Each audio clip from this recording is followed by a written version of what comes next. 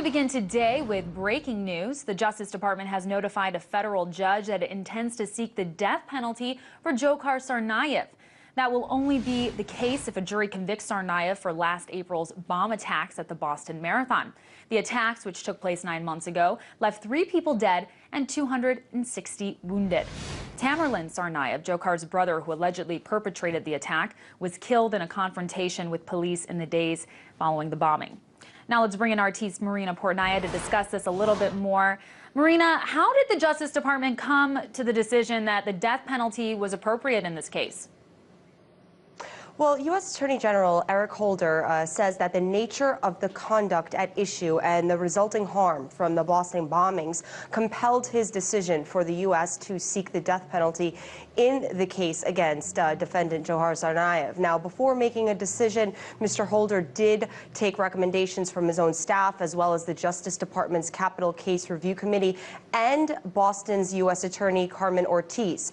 Now, since the federal death penalty was reinstated in 1988, the U.S. Attorney Generals have authorized its use for an estimated 500 defendants, but of those, only 3 have been executed, including Timothy McVeigh, who was convicted in the 1995 Oklahoma City bombings. Now, Tsarnaev faces 30 counts in connection to the Boston bombings, including the use of weapons of mass destruction, resulting in the death of the bombing and of a public place. He is also accused of murdering a Massachusetts Institute of Technology police officers days following the bombing. Now, of the 17 charges which you've mentioned in your lead against Tsarnaev, he could receive the death penalty for them. So he has 30 charges against him. 17 of them he could face the death penalty, and the 20-year-old suspect did plead not guilty on all counts back in July. He remains in federal custody.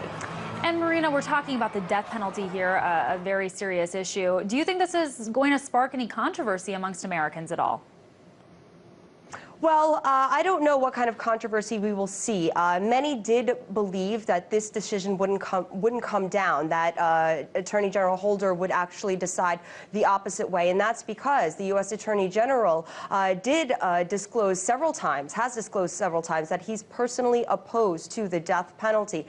However, he instead chose to seek the death penalty in this case. Now, some experts believe that the reason he made that decision is because if he decided against life in prison, it could have fueled Republican accusations against the administration and the Attorney General for being too soft on terrorism. But if we look at a poll published back in September by the Boston Globe, it found that only 33% of people in Massachusetts actually supported the death penalty for Tsarnaev. The majority, 57%, favored a life sentence without the possibility of parole. So here we have the U.S. Attorney General not siding with the majority opinion of the case of Tsarnaev and actually going for the death penalty. It's very interesting. So when can we expect all of this to sort of commence? When is the trial supposed to begin? Well, Boston's U.S. District Judge George O'Toole has said he wants to get the trial rolling. He is the one that actually imposed today as the deadline for the Attorney General to make his decision on the death penalty.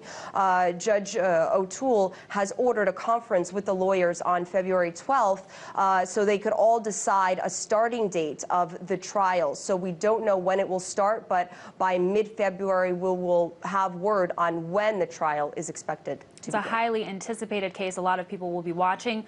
Marina Portnaya from our New York studio. Thank you.